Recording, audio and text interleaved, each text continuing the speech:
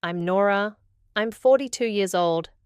And if you saw the headlines in the business section, you'd think I have it all figured out.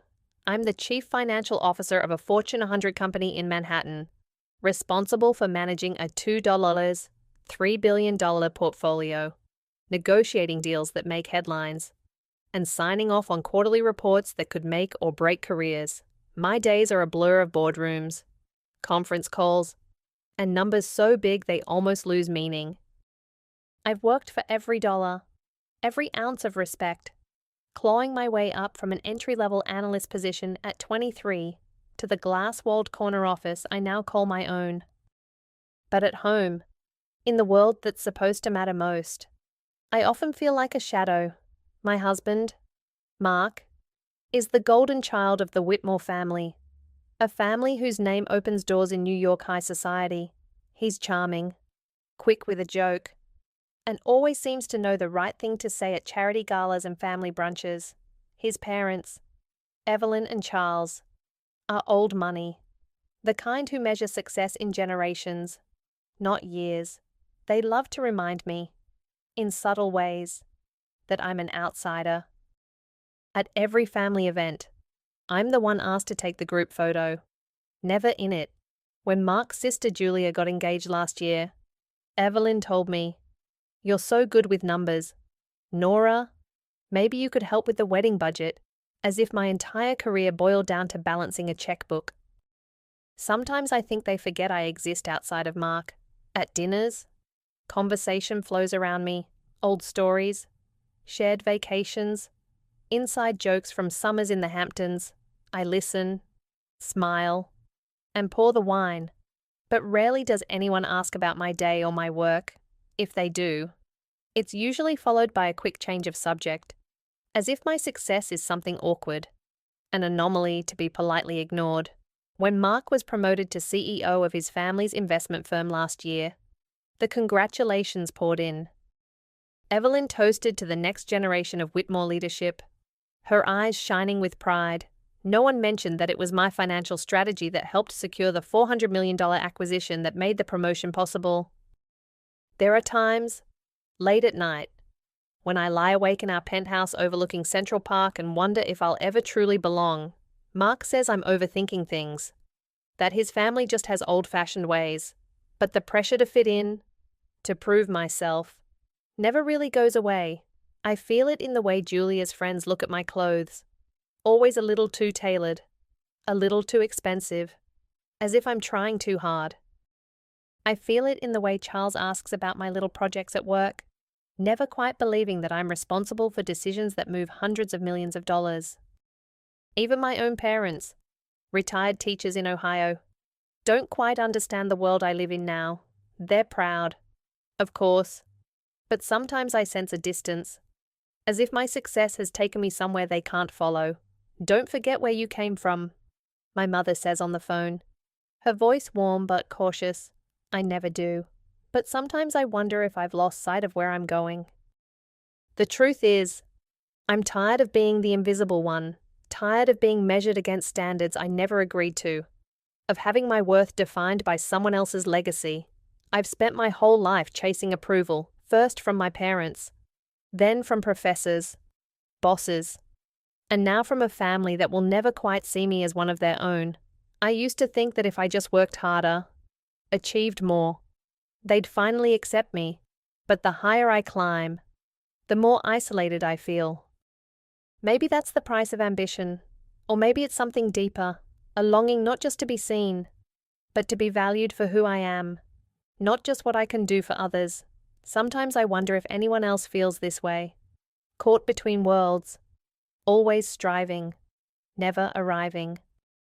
It was supposed to be a celebration, a new beginning for my older brother, Daniel, and his fiancée, Claire. Their wedding was the event of the season, held at the Whitmore family's sprawling Connecticut estate. The guest list was a who's who of Manhattan society, over 400 people, senators and CEOs, old friends and distant relatives. The catering alone cost $180. $. The flowers, white peonies and orchids imported from Holland, were rumored to be $60. Mark and I had gifted them a vintage Cartier clock, appraised at $95, a gesture meant to honor both families. I arrived late, my nerves frayed from a marathon board meeting that had stretched past 6. I'd just closed a $150 million merger. But there was no time to celebrate. I changed in the back of the car, smoothing my dress as the driver wound through the estate's gates.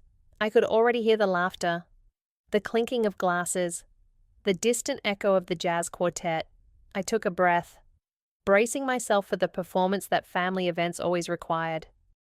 Inside, the house glittered with candlelight and crystal. Waiters in white gloves floated by with trays of champagne. I scanned the room for Mark, but he was nowhere in sight. Instead, I found Julia, his sister, in the foyer, surrounded by a circle of friends. She wore a pale blue gown and a diamond necklace I recognized from Evelyn's collection. "Nora, you made it," she said, her voice just a little too bright. "We thought you might be tied up at work. Again." I forced a smile. I wouldn't miss Daniel's wedding for anything. She leaned in, her perfume sharp and sweet. "You know, Claire was worried you'd upstage her. All those power suits and big city deals." Her friends laughed, and I felt my cheeks flush. I excused myself and made my way to the living room, hoping for a moment of quiet. That's when I saw it, the mantle. Stripped of the elegant 30x40 wedding photo Mark and I had taken just 3 years ago. In its place was a glossy framed selfie of Mark and Julia, both grinning on a yacht in Monaco. Champagne flutes raised. The photo was huge, almost ostentatious, and completely out of place among the family portraits. I stared at it, my pulse quickening. Our wedding photo had been a symbol, a rare moment when I'd felt like I belonged. Now it was gone, replaced by a snapshot of a party I hadn't even been invited to. I tried to steady my breathing, telling myself it was just a photo, but then I heard voices drifting from the hallway. "I told you it would look better," Julia was saying, her tone light and mocking. "That old photo was so formal. This is fun. It's what people want to see." Evelyn's voice followed. "Exactly. Darling, guests want to see the real family, not, well, you know." I felt the words like a slap. I wanted to storm in, demand an explanation, but I froze. Instead, I slipped back into the crowd, my smile fixed and brittle. I spent the next hour moving through the party like a ghost, exchanging pleasantries with people who barely remembered my name. When Daniel and Claire cut the cake a 5-tier masterpiece that cost more than my parents' house, I watched from the edge of the room, unnoticed. Later that night, after the last toast and the last dance, I found Mark in the study, his tie loosened, a glass of scotch in his hand. "Did you see what they did?" I asked, my voice low. He didn't meet my eyes. "It's just a photo. Nora, Julia wanted something more lively." It was our wedding photo. Mark, our marriage. He shrugged. "Don't make a scene. Tonight isn't about us." I wanted to scream, but I swallowed the words. Instead, I wandered into Mark's office, needing space to breathe. That's when I saw the folder on his desk, half buried under a stack of papers. My name was on it. Curious, I opened it, and the world seemed to tilt. Inside were refinancing documents for our penthouse, a $12 million loan, taken out just 2 weeks ago. My signature was on every page, but I'd never seen them before. My hands shook as I flipped through the papers, heart pounding in my chest. I confronted Mark, voice trembling. "What is this? Did you forge my signature?" He looked away, jaw tight. It was an opportunity. "Nora, the market was right. I needed the liquidity for a family investment. You were busy. I handled it." "You handled it. You lied to me. You used my name. My credit." He cut me off, his voice cold. "It's done. Don't overreact. This is how things work in my family." I stared at him, The room spinning, all the years I'd spent trying to prove myself, to earn a place at their table, and this was what I got. Erased from the mantle, erased from the decisions that shaped our lives. That night, as the party wound down and laughter echoed through the halls, I sat alone in the guest room, clutching the folder. My mind raced with questions, doubts, and a deep, aching sense of betrayal. I wondered if anyone would even notice if I disappeared. For the first time, I realized just how alone I really was. The night after Daniel's wedding, I sat alone in the penthouse's marble kitchen, the only light coming from the city below. The folder of loan documents lay splayed on the counter like an open wound. $12 million. The number pulsed in my skull, each digit a hammer strike. Mark's words echoed, "It's just business. Business." The same word he'd used when he'd asked me to fund his cousin's startup. $2 million lost to arrogance and bad decisions. The same word he'd used when his father pressured me to invest family trust funds into volatile markets. Business was their shield, their excuse for treating my life like a ledger to be rewritten. My hands trembled as I poured a glass of bourbon, the ice clattering against the crystal. I replayed the evening, Julia's smirk, Evelyn's dismissive wave, Mark's cold deflection, but worse than their cruelty was the quiet realization settling over me. I'd let this happen for years. I'd buried my voice beneath their expectations. Flashback 5 years earlier. "You're overcomplicating things," Charles had said, leaning back in his leather chair. We were in his study, reviewing the Whitmore Foundation's finances. I'd just uncovered a $1.5 million discrepancy in their charitable donations, money funneled into Julia's art gallery. "This isn't just a mistake," I insisted, spreading the reports across his desk. "It's embezzlement," he chuckled, patting my hand like a child. "Nora, darling, this is how families operate. We take care of our own. You'll understand someday." I'd stayed silent. Back then, I still believed compliance might earn me a place at their table. Now, the bourbon burned my throat as I gripped the edge of the counter. How many times had I swallowed my pride?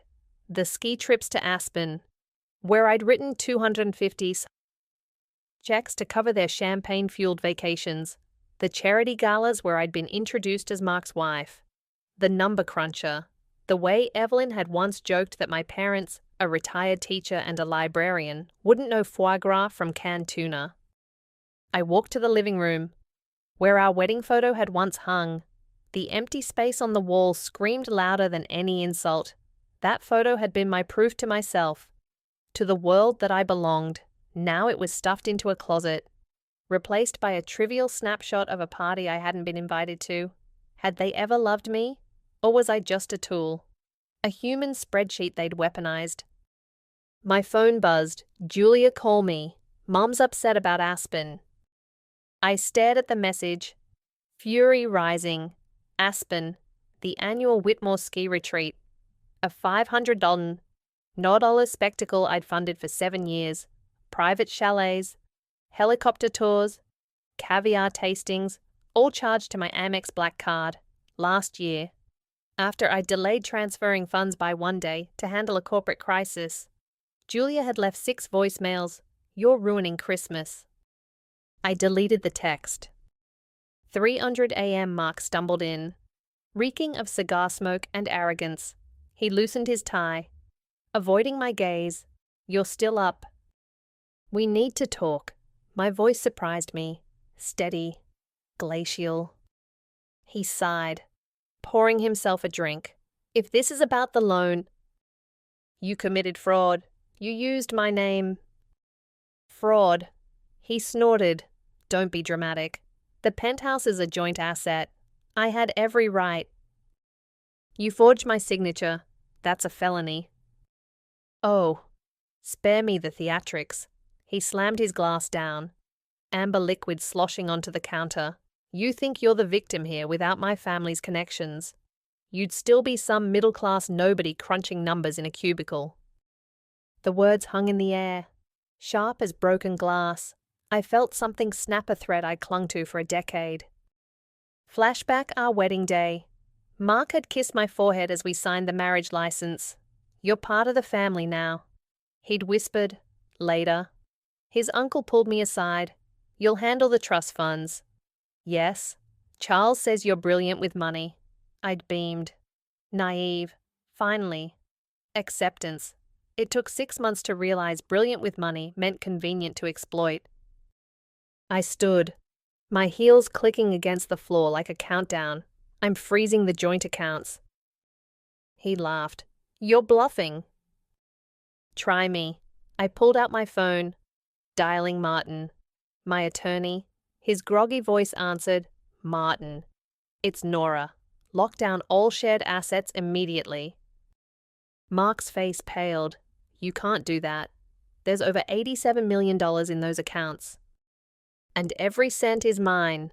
You've had 7 years of my money, my labor, my silence. It ends tonight." He lunged forward, gripping my wrist. "You'll destroy us." I wrenched free, my pulse roaring. "You already did." 4:30 a.m. The penthouse felt suffocating. I packed a suitcase passport, files, the Cartier watch my father gave me when I made CFO. At the door, I hesitated. Where do you go when home is a lie? The answer came in fragments. The $4 million brownstone I'd bought as an investment property last year, vacant and waiting. The memory of my mother's voice, "Never let them make you small." The forged signature on page 17 of the loan docs, a sloppy mimicry of my handwriting. I took the elevator down, the numbers descending 42, 31, 15. When did I stop trusting myself? Dawn at the brownstone. I poured another drink and drafted an email to the Whitmore family effective immediately. I am suspending all financial contributions to joint ventures, including the Aspen retreat. Any further requests must go through my legal team. I hesitated, then added P.S. The Cartier clock gifted to Daniel and Claire. It's a 1928 model. Ensure it's insured for $95 not the $45. $1,000 appraisal your broker suggested. You're welcome. I hit send before I could second guess it. 2 days later, Julia's calls piled up, 17 unanswered. Her final voicemail, "You're tearing this family apart. How dare you cancel Aspen? Do you know how many people you're disappointing?" I played it twice, then laughed a roar. Broken sound, disappointing them I'd spent a decade bending until my spine cracked. Now, for the first time, I stood straight. But in the quiet moments, doubt crept in. Was I selfish? Would my parents understand I scrolled through photos of us at my college graduation, their faces glowing with pride? Our Nora. Dad had said, "You're going to change the world." Had I, or had I just become a cog in the Whitmore machine? 1 week later, the silence was paralyzing. No calls, no apologies, just a void where my marriage had been. I wandered the brownstone, tracing the outlines of a life I didn't recognize. Then, the notification, 87, $450, $2.00, account frozen. I sank to the floor, clutching my knees. What have I done? But beneath the fear, a spark flickered, a strange, defiant lightness. For the first time in years, my choices were mine alone. No committees, no compromises, just me and the truth, however ugly. Inner monologue. Is this freedom, or just another kind of exile? I miss the woman I was before them, the one who fought for everything. Did she survive, or is she still here? Buried beneath $12 million lies and a missing photo. I had no answers, only the quiet resolve to never again be erased. The Whitmore Group's annual shareholder meeting was always a spectacle crystal chandeliers, a sea of tailored suits, and the faint hum of power negotiations. This year, It was held in the newly renovated 58th floor auditorium of their Manhattan headquarters, a glass-walled space with panoramic views of the city I'd helped build. I hadn't planned to attend, but when the invitation arrived, urgent shareholder vote on Caldwell acquisition, I knew I couldn't look away. Mark's family had spent weeks touting the Caldwell deal as their crowning achievement, a $900 million merger that would secure their dominance in the tech sector. What they didn't mention was that I'd structured the financing backroom negotiations, risk assessments, and a last-minute save when their initial offer collapsed. They'd erased me from the narrative, as usual, until they couldn't. The morning of the meeting, I chose a navy Alexander McQueen suit. My armor, my assistant, Rachel, handed me a folder as I stepped out of the town car. Mr. Caldwell's team confirmed the numbers. They're ready. The lobby buzzed with executives. I ignored the stares. The whispers, "Isn't that Mark's wife?" heard she froze their accounts. A junior analyst dropped his coffee when I passed. Upstairs, the auditorium doors were sealed. A screen displayed the Whitmore Group logo alongside the Caldwell deal announcement, but instead of the bland stock photo they'd used in drafts, the backdrop was our wedding photo, the one they'd removed from the mantel. My breath caught. There I was, smiling beside Mark, my hand on his arm, the lace of my gown catching the light. The caption read, "Family Values. Lasting Legacy." Hypocrites. I slipped into a back row just as Mark took the stage, his smile polished, his voice oozing confidence. This merger isn't just a business decision, it's a testament to the Whitmore family's commitment to innovation. A phone vibrated nearby. Julia, seated in the front row, scowled at her screen. Seconds later, the screen behind Mark flickered. The wedding photo vanished, replaced by her Monaco selfie sunglasses perched on her head, champagne bottle in hand. The crowd murmured. Mark froze mid-sentence. Julia leapt up, whispering frantically to a tech assistant, "Fix it now." But the damage was done. 2 hours earlier, a revelation unbeknownst to the Whitmores. I'd met with Mr. Massa Caldwell at dawn. The 72-year-old CEO had summoned me to his penthouse, his voice gruff over the phone. "You're the only one who doesn't bullshit me. Nora, get here." He greeted me with a stack of financials. "Explain this." I didn't flinch. The $12 million loan against your penthouse, Mark, needed liquidity for a failing venture. The Caldwell deal was his Hail Mary.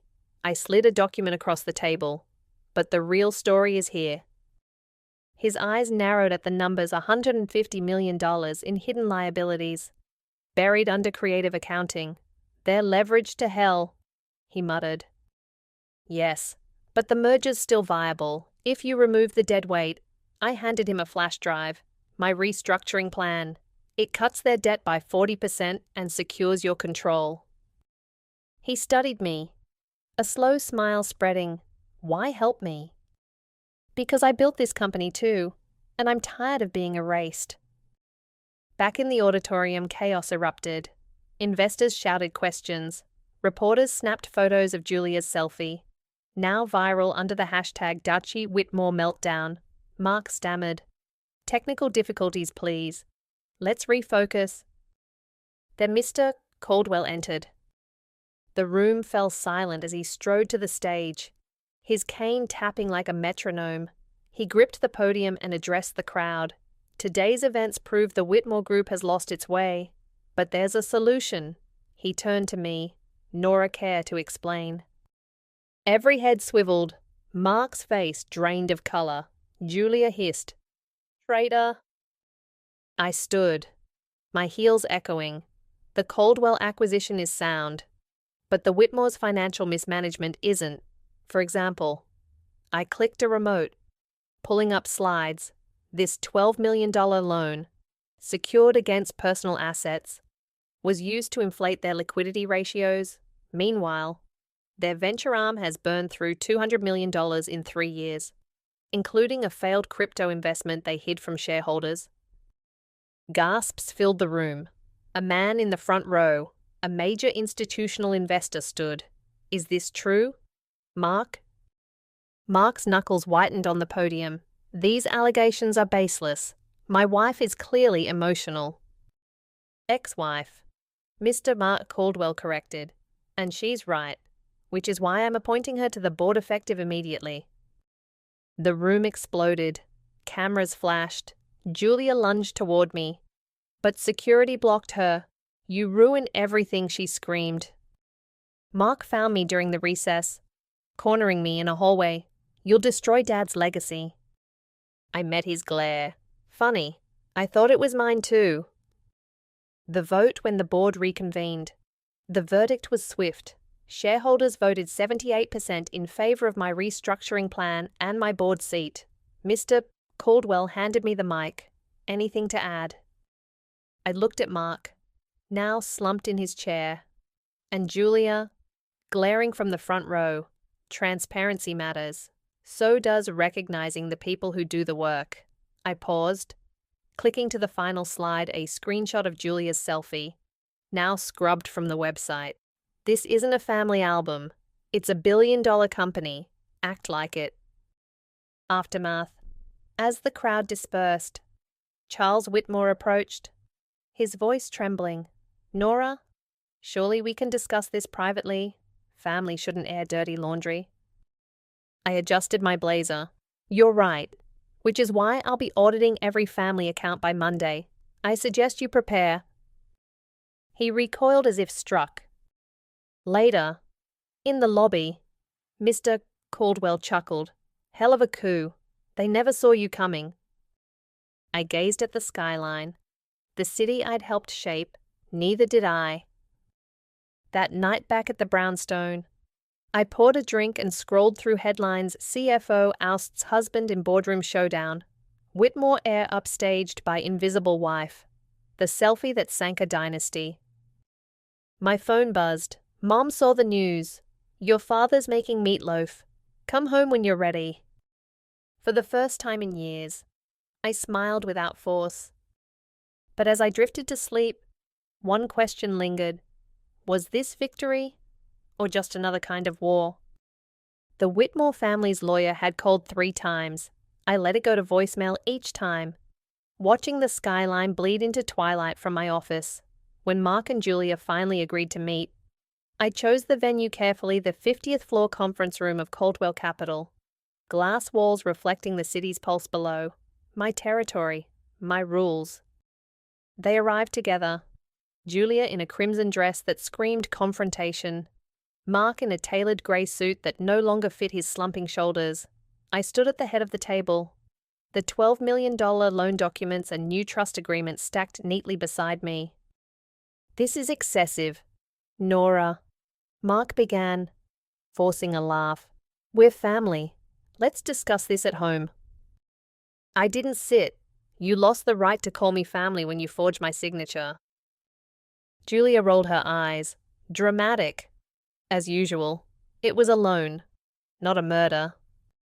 A $12 million loan, I said, sliding the papers toward them, against our penthouse, with a 9.5% interest rate that would have bankrupted us in 5 years. Did you even read the terms? Mark's jaw twitched. I handled it. No, I handled it. I tapped the restructuring plan. The Caldwell merger is stable because I renegotiated the debt. The penthouse is mine now. Free and clear. And the Whitmore family trust. I paused, letting the silence thicken. It's under new management. Julia's veneer cracked. You can't do that. Dad built that trust. And you drained it? I flipped to a ledger page. $2 and $1 million for your art gallery, which closed after 6 months. $850 for Mark's failed crypto play. $300. Householder monthly allowances for cousins I've never met. I met her glare. Effective immediately. Every distribution requires my approval. Every single dollar. Mark slammed his fist on the table. You're tearing us apart. You did that when you treated me like your ATM? My voice sharpened. Years of swallowed rage crystallizing. You want access to the trust. Here's the deal. I pushed 2 copies of the agreement across the table. Signatory authority rests with me. Any major financial decisions require board approval, my board. And if I find one forged document, one hidden loan, I'll file charges. Julia snatched the papers, her nails tearing the edge. This is blackmail. It's accountability. I leaned forward. The city's lights framing me like a halo. You had decades of chances. Now you have 2 choices: sign or lose everything. Flashback, the first compromise. 7 years earlier, Mark had begged me to co-sign a $500,000 loan for Julia's startup. She's family. He'd pleaded, we have to support her. The business folded in 8 months. When I asked for repayment, Evelyn sighed. Money's so vulgar to dwell on, don't you think? Mark stared at the document, his finger tracing the clause about criminal penalties. You'd really send me to jail. Try me? His laugh was hollow. After everything I've given you, the connections, the lifestyle. You gave me crumbs. I gestured to the window. Where Manhattan sprawled like a circuit board, I built this. The mergers, the IPO, the billion-dollar valuations. That was me. You just took the credit. Julia tossed the papers aside. No one will believe you. The press loves us. They'll say you're a bitter ex trying to steal. The press, I interrupted, pulling up a tablet. They're already on my side. The screen flashed headlines. The woman behind the Whitmore empire. Fraud exposed. CFO reveals family's financial lies. Mark palmed his forehead. Why are you doing this? Because I'm done being erased. I handed him a pen, sign, or walk away. The silence minutes ticked by. Julia scrolled furiously through her phone. Likely seething at the social media storm, Mark's hands shook as he reread the terms, his arrogance crumbling into desperation. Finally, he scribbled his name. Julia froze. Mark, you're just giving in. We're out of options, he muttered, avoiding her eyes. She snatched the pen, her signature a jagged slash. Happy now. Not yet. I've filed the documents. You'll vacate the penthouse by Friday. The Trust's Park Avenue apartment is yours, if you stick to the budget. Budget, Julia spat. We're not some middle class. You are now. I stood, signaling the end. And Julia, that Monaco selfie. The board voted to remove it from the website, permanently. Aftermath. Mark lingered as Julia stormed out. Was it worth it, he asked. Voice frayed, destroying everything we had. I studied the man I'd once loved, the charming smile now a grimace. The confidence replaced by defeat. We had nothing.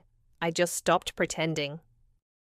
As the door closed behind him, I sank into my chair, trembling.